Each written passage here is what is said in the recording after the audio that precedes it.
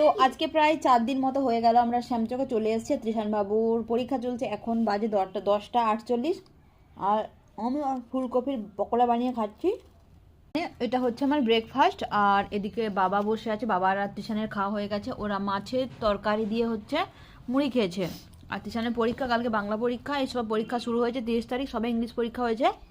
আর এই যে এদিকে হচ্ছে আমি রান্নাঘরে ভাত বসিয়ে দিয়েছি, প্রথমে ভাতটা বসিয়ে দিয়েছি।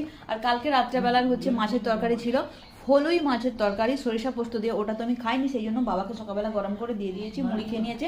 আর এই কড়াতে হচ্ছে আমি ফুলকপির পকোড়া বানাই। সকালবেলা যখন ত্রিশান পরীক্ষা দিতে যাচ্ছিল তখন হচ্ছে হালকা হালকা বৃষ্টি হচ্ছিল। আজকেও কিন্তু ঢেকে ঢেকে রেখেছে। কালকে এক গাদা জামা কাপড় কেচেছিলাম, শুকনো হয়নি। সকালবেলা একটু একটু রোদ বেরিয়েছিল, সেই রোদ দেখে জামা কাপড়গুলো বাইরে দিয়ে এলাম, কিন্তু দেখুন সেই আবার ঢেকে দিল। আমার জামা কাপড় যে কবে শুকনো হবে আমি জানি না।